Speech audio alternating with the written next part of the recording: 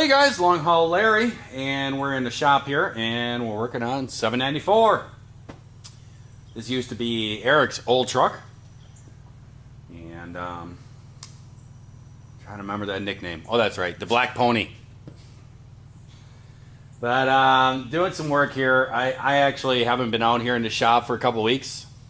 I've been out driving and stuff. You guys will have the explanation of all what happened and everything by now. And there's actually been another mechanic in here, and the boss had me, my last time I was here, he had me actually grab a turbo from Sheboygan and bring it out here because it was the cheapest he could find.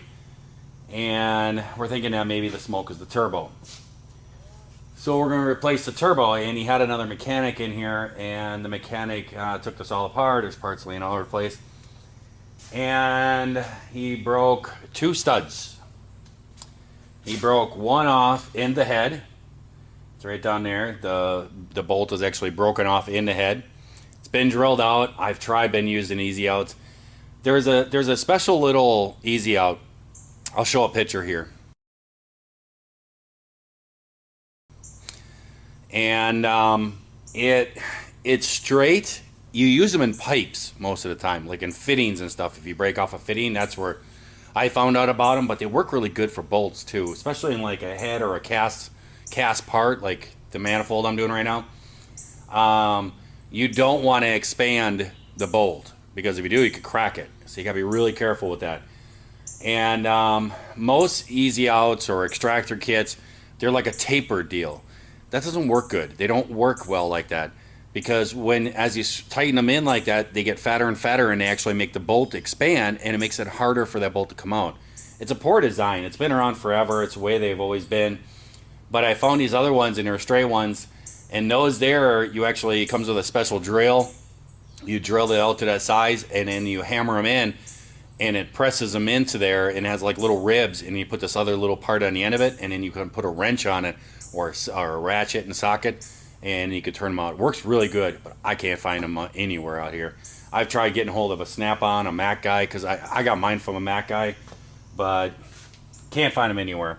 I've been basically soaking these broken studs. I have drilled them and heated them the best I could, but when I showed up out here, the little torch, somebody left the valve on and the acetylene. And I know it wasn't me, because somebody closed the green valve on the handle. I never closed that one. I only closed the one up on the top, up by the trigger thing.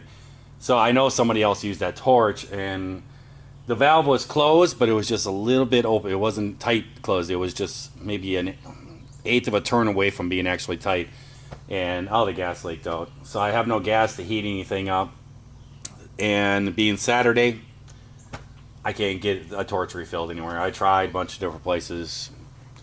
Can't do it. So that's what I'm doing this truck, is I'm trying to get these bolts out, and then I can start piecing and figuring out how this turbo goes back together. I hate jumping on somebody else's job. That, and then there was a couple other minor things. I put a new stereo in it, quarter fenders, the seat, I fixed the seat. Just a bunch of little minor stuff off the list that we had. But then this here problem is the AC didn't work again. And this truck was just in here. And it just had a brand new condenser put in it. And I tried to explain what needed to be fixed to the mechanic he had here working on it. The guy didn't want to do that. He said he had a simpler fix. I told the boss, I said, it won't work. And somebody went out and drove this truck around for a few days, and the AC stopped working again. Guess what? Wrecked another condenser. So I gotta do this. So now I'm gonna do this, so I'm gonna fix this up right. And I'm actually gonna shoot a special video just on this to show what I'm doing here. So that'd be separate. But basically, I thought that you guys would find it interesting seeing how I cannot get a stud. I cannot get these broken studs out. They're in there. They're so far, I cannot get them out.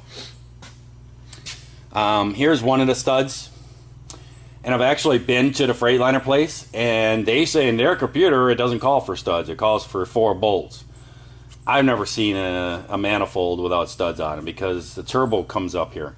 And so you can't get the studs in behind the turbo.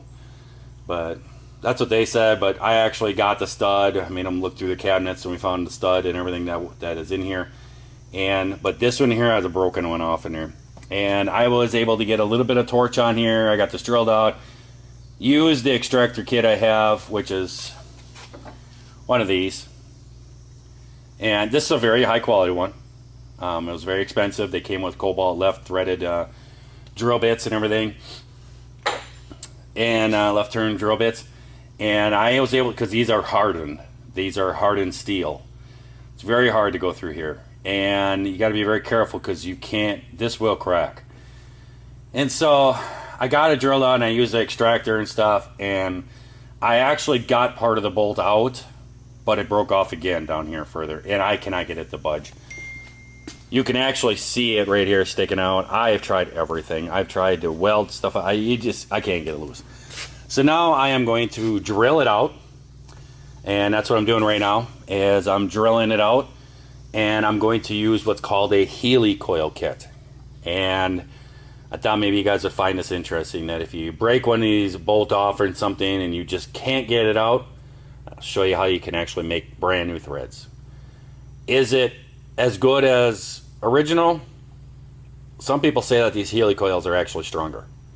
I've never seen one fail. So I'll be fine with it. So that's what I'm going to be doing. But I can tell you right now, this is hardened. This is a hardened steel. You can't drill through these with a regular drill bit. And what I have is a set of cobalt. Nobody really has really good ones. I was able to find a set, and I bought myself this. I bought it for my personal self. I've been looking at buying a really nice set of drill bits for myself, and these were actually $325. And these are cobalt steel. The only thing with cobalt steel is you have to go very slow. You have to go slow. You don't want to turn them fast and everything else. And you want to make sure that you keep it lubricated with some kind of cutting foam or something that lubricates and cools it. You don't want to heat these things up. Cobalt drill bits can break. They're pretty fragile, but they're very sharp. And so you just want to make sure that you just go slow. Go slow, and I wish I had a drill press. I don't here. I'm just trying to do this as straight as I possibly can.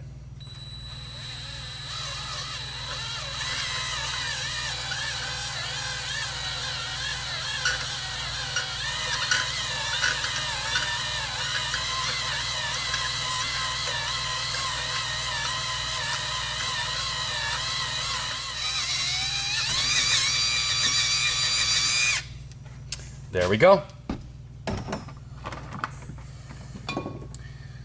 And the other thing that seems to be missing around here is my little blowgun. I don't know where it went off to. Somebody has lost it or something. Alright guys, so this is a helicoil set. See, it comes with a couple different things. One is a special tap. This is a special tap. This is not any regular thread tap or nothing. This is a special tap. It is only for helicoils. So you can't just grab a tap set and start. I've actually cut a couple threads in there already. I wanted to make sure that the thing was going to cut into there, into that casting. This is a helicoil. And you can see how it's a spiral thing. It's got a little tab on the end of it. And what you do is it comes with this tool. And you use this tap and you tap it in. Now this is going to be too big for the stud that's going to go in. This tap is bigger than the stud. This little stainless steel helicoil here, the outside is threaded, and that's the size of this tap. And when this is, and then what you do is you put this onto this little tool. That little tab there goes onto there. Once you get this all tapped out, you take this little tool and you turn this in. And what it does is it separates these little coils, and it makes the correct thread spacing that a new stud will screw into these new threads. And you can't really see it, but as I screw onto it, it's actually separating the little spiral thing. They were tight, but as you separate, but that's going to be set by these threads that I cut with this special tap. So we just got to be real careful. We got to sit here and thread this all in and put in all new taps. And it's kind of hard because it is a it's casting. So it's going to be just a long process, and it's just going to be in and out. And I wish I had my logo on. I don't know what happened to it. I've searched everywhere in the shop. I can't seem to find it.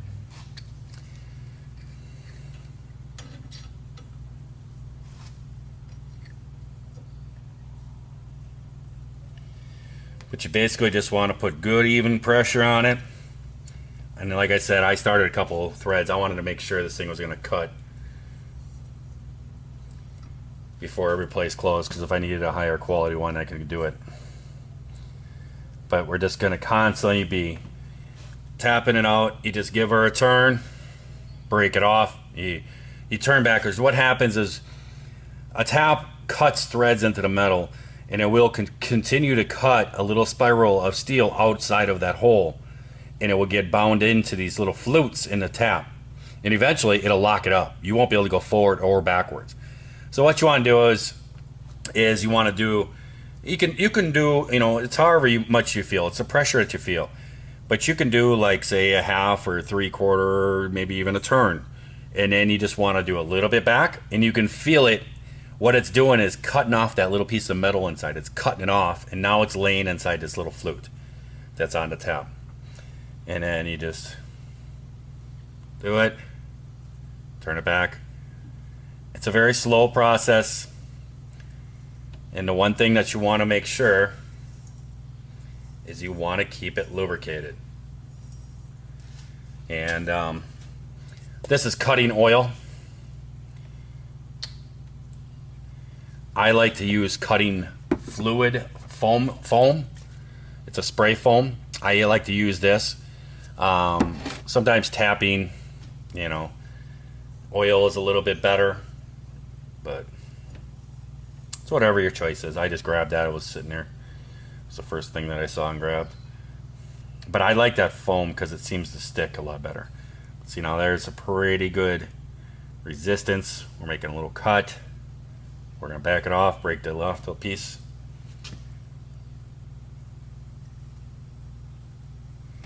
The worst thing possible that you can ever do when doing something like this is break your tap off inside the hole. If you break that tap off, I'm going to tell you right now, you might as well just go buy a new manifold. It's not fun.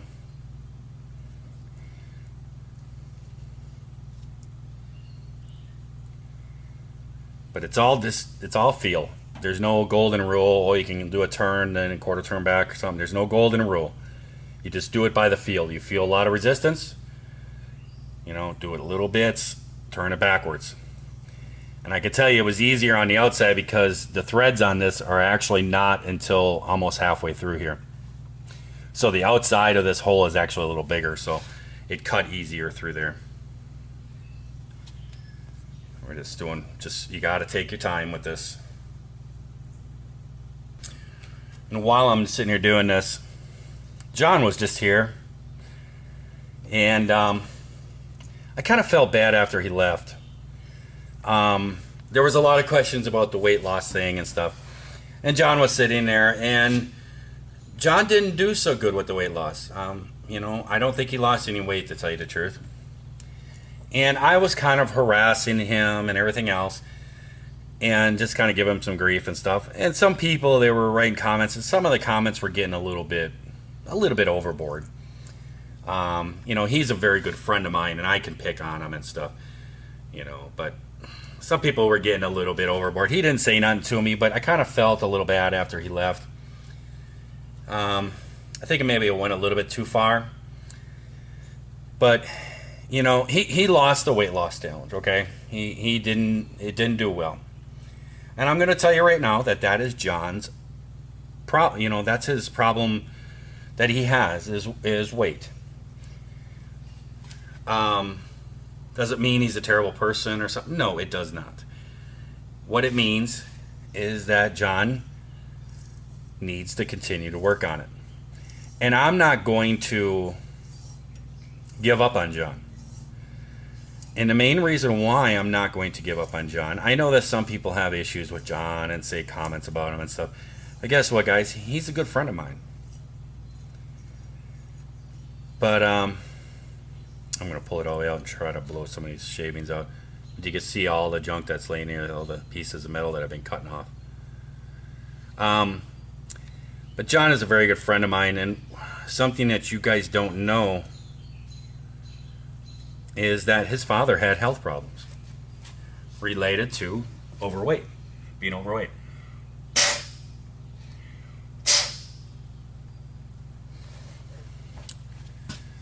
So I want John to lose weight, not to win a contest, and I could care less about winning a contest either.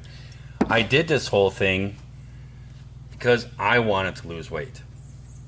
It was something I really wanted to do, and I want to continue to keep losing weight and getting healthier. And that's what I want for John. Because I know John, I know his family, and I know I was around with his dad, and his dad had health problems because of his weight. So John has that in his DNA and his blood and stuff. He has problems. You know, they say if you have heart problems in your family, blah, blah, blah, and all this stuff, you know, they always ask you these questions to see if you're at risk for stuff. He does have these things in his family. And so I want John to get healthier so that he's around more. Because John's working hard for a goal. You know, he has some goals that he's looking towards. And he kind of has a dream that when his kids are older and stuff, you know, I don't know if this is what's gonna happen or not. But he's got kind of a dream that, you know, when he kind of gets financially okay and his kids are older and stuff, that he may move back to the Philippines, and, you know, he might have enough money then that he can retire pretty good and in style in the Philippines. You know, I want him to get to that. And so I'm going to continue to keep after him. And yeah, I do harass and stuff and kind of joke around and pick on and stuff. But that's what I do. You know, that's how I grew up. I grew up with all the brothers, and that's what we do. But I actually do care about John, and I want him to become healthy. And these supplements that I'm taking, they are helping me tremendously. And I'm actually going to buy John the supplements and get him onto these things. I want him to be on these supplements. I want him to get started going on this. And I'm going to kind of coach him through it, and I'm going to be his cheerleader, and I'm going to try to get him to lose some weight. So, you know, some of the comments got a little bit over the top, I would say. You know, but I understand, you know, I was picking on him and people kind of jumped on board and stuff. I get it. You know, you don't have to, everything doesn't need to be, you know, sugar cones and peaches and cream. I don't know how to say that. But everything doesn't have to be just sugar coated, you know. You can you know, have fun and stuff, but when you don't actually know the person, you know, a little comment is okay, but, you know, some of those things went overboard. So I just kind of felt a little bad afterwards.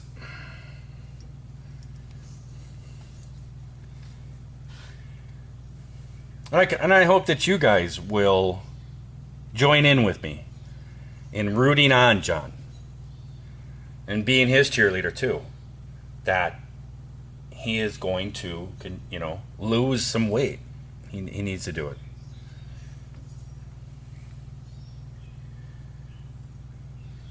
Well, this is working.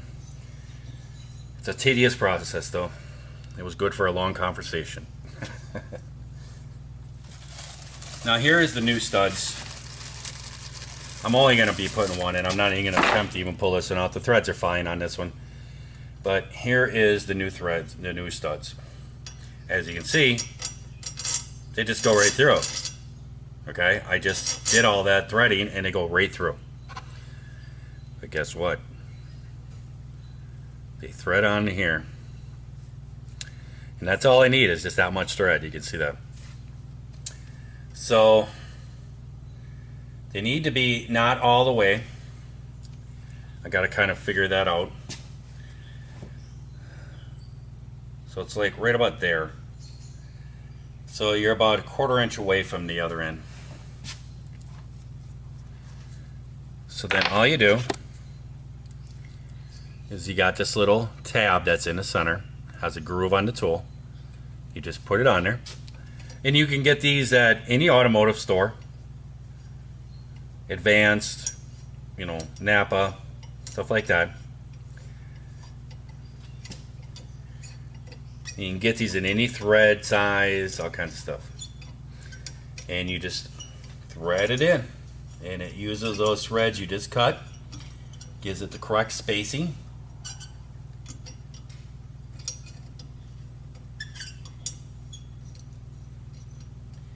Trying to get the right distance in there. See, now when I thread the new stud in, look at that. Brand new threads. Because we need to go further in. Because I need the stud to almost bottom out.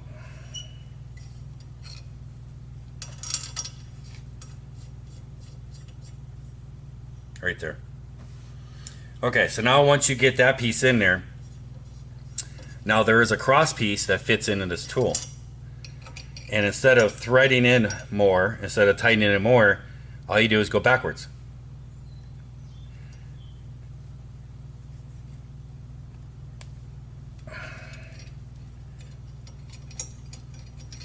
You just turn it backwards, and it fell. And what it does is break off that little cross member that fit into this tool. It fell, I heard it, it hit the wall over here someplace.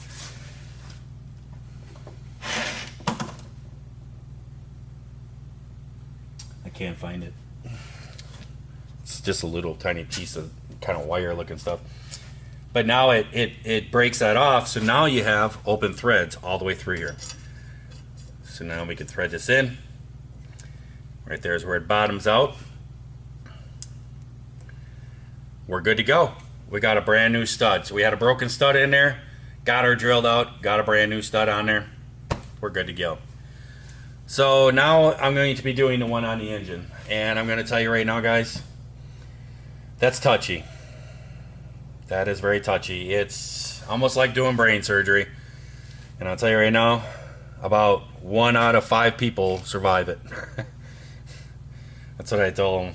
I told the boss, I'm going to be doing this, but you got to be really careful. If you get any kind of crookedness going, you could mess up the block, or the head. You know, and what's a brand new head? You know, 5,000. You know, so I got to be very careful. So I got to focus really hard on that one and everything else. And I'll bring you guys back or something like that. All right, guys, we got this one. We got this here broken bolt out. Got it all drilled. And we got the new helicoil in there. You can see the new threads in there. You can see how that works. And I'll show you guys. Here's what once you turn that tool backwards and you break that off, you're not going to be able to see it. That's right there, it is. And to get it, because it breaks off inside there, and then if you go thread the bolt in there, you can kind of catch it and stuff. Most of the time it clears by it, but sometimes it'll catch it. All you gotta do, if you have a small enough magnet, it's great, but I didn't have a small enough one. But you can actually just use a screwdriver. A lot of times tips on the screwdrivers are magnetized, and you can kind of just fish it in there and stuff, and I was able to just pull it out. But we got her all threaded out. This is one of the bolts that's gonna go in there. And there we go, we got brand new threads in here now. So now I'm gonna grab a 10 millimeter 1.5, and I'm going to go through and just run the tap through all the exhaust holes just to clean them up and start piecing this all back together. And actually what I'm going to do is I'm going to pull 792, which is sitting outside. It's basically the same truck. I'm going to pull that one up by the door so I have something to look at, because I didn't take none of this apart, so I'm not sure where the brackets all bolt and everything else. So I think it'd be nice to have a visual aid, because I mean, even, you know, 2012 is different than a 2010, and you know, and so on, and different makes and everything else. They all have different brackets and bolt up different ways. So think I'll pull 792 out there and I can kind of look back and forth and kind of get reference of what goes where and try to figure out where all these pieces are that are laying everywhere and how they go back together. Piece all this back together, get this truck running. Well, guys, we can't complete this. Worked into the night last night and found more broken bolts down in there, got all those out and everything else. But we're not able to complete this because there's studs that go into the turbo that stick into that pipe there, and they're not here. And it's Sunday and stuff, and I have to go pick up a load today and everything, so I'm not going to be able to complete this. So I'm just gonna let the boss know he needs those 6 studs, and then it's just a couple bolts just ready to go in there. Pretty easy. It's not too big. I mean, it's just the 2 studs on top, 2 bolts, 6 studs there, tighten those up, put the bolt back in there, hook up some hoses, you're good to go. Everything will be done. Probably another hour or so. So I will let you guys go. I hope that everyone out there is having themselves a great day, great night as they're watching this here video. If you're not, certainly it is. Try that all over again tomorrow. I'll catch you later. Bye.